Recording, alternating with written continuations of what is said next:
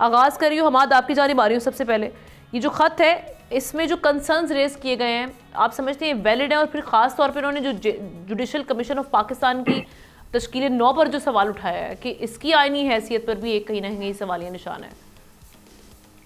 اس پورے ایشو میں 2 سے 4 معاملات ہیں. میں ایک ایک کر کے ان سب پہ بات کروں گا اور کوشش کروں گا مختصر ترین بات کروں.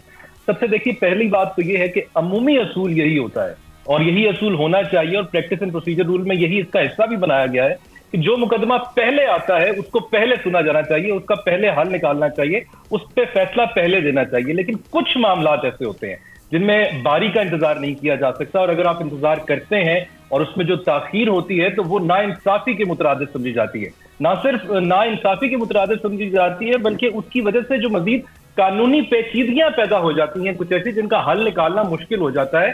26ویں آئینی ترمیم ہو یا 26ویں آئینی ترمیم کے خلاف جتنی درخواستیں دی گئی ہیں میرے نزدیک میں یہ اسی زمرے میں آتی ہیں. ان کا ارلیسٹ ڈسپوزل ہونا چاہیے.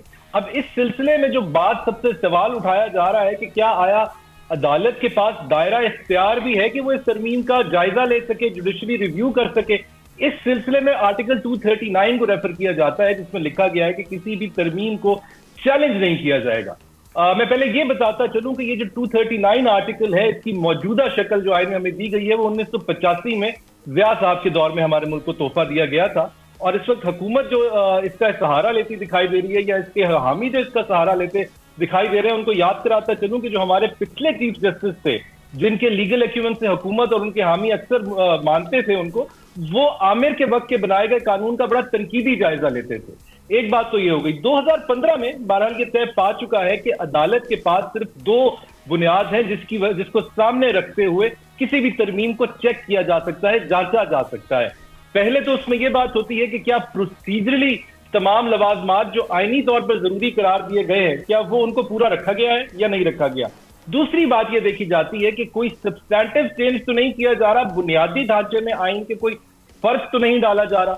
اب بنیادی ڈھانچہ آئین کا کیا ہے اس کو بھی دیکھنے کے لیے ہم آئینی کی طرف جاتے ہیں. اس کے پریمبل میں لکھا ہوا ہے، جہاں لکھا ہوا ہے کہ سوورینٹی بلانگس ٹو اللہ، جہاں لکھا ہوا ہے کہ the state shall exercise powers through chosen representative، وہیں یہ بھی لکھا ہوا ہے کہ independence of judiciary shall be secured. تو اس پریمبل کو سامنے رکھتے ہوئے اور 2015 کے جس مقدمے کا میں نے آپ کو ریفرنس دیا ہے اس کو سامنے رکھتے ہوئے یہ میری رائے ہے کہ دائرہ اختیار تو عدالت کے پاس ضرور ہے کہ وہ جوڈیشل ریویو کر سکتی ہے. اب ریویو کرنے کے بعد کیا وہ اس فیصلے میں پہنچتی ہے کہ بنیادی ڈھانچہ بدلا گیا ہے یا نہیں، یہ ایک علیحدہ بحث ہے. اس سٹیج پہ جو ایک اور بحث کی جا رہی ہے، آخری بات میں کرتا ہوں، اس سٹیج پہ جو آخری بحث کی جا رہی ہے کہ کیا آئینی بینچ اس کو سنے گا یا فل کورٹ سنے گا. اس میں جسٹس صاحب نے بھی اپنی رائے دے دی ہے. انہوں نے کہا ہے کہ ان کے خیال سے فل کورٹ سن سکتا ہے. میں ان کی بات سے اس لیے اتفاق کرتا ہوں کہ جب بھی کوئی اسپیشل بینچ کانسٹیٹیوٹ کیا جاتا ہے تو وہ اپنی پاورز بورو کرتا ہے جنرل پاورز سے، اور اس حد تک بورو کرتا ہے جس حد تک قلم بند کر دیا جاتا ہے، سیاہ و سفید میں لکھ دیا جاتا ہے، اس سے اضافی کوئی پاور اس کے پاس تصور نہیں کی جاتی. کیونکہ 26ویں ترمیم میں آئینی فل کورٹ کے بارے میں کوئی بات نہیں لکھی گئی. اس لیے میری رائے یہ ہے کہ نہ صرف سن سکتا ہے فل کورٹ بلکہ بہتر بھی یہی ہے کہ اس ہی کو سننا چاہیے، کیونکہ آئینی بینچ تو 26ویں ترمیم کی ہی پیداوار ہے. مثال میں ایک دے دوں جو ہمارے جو اسٹوڈنٹس میں اس وقت نہیں ہے، ہمیں باہر سے لینی پڑے گی. انڈیا کی طرف ہم اشارہ کرتے ہیں، کیسونندا بھارتی کیس ہے جس میں 1973 میں آئینی بینچ کے ہوتے ہوئے معاملے کو فل کورٹ کے سامنے رکھا گیا اور اس کے تھرو ہی اس کو ڈیسائیڈ کیا گیا. اوکے، سبسکرائب کریں اور بیل دبائیں تاکہ کوئی خبر رہ نہ جائے.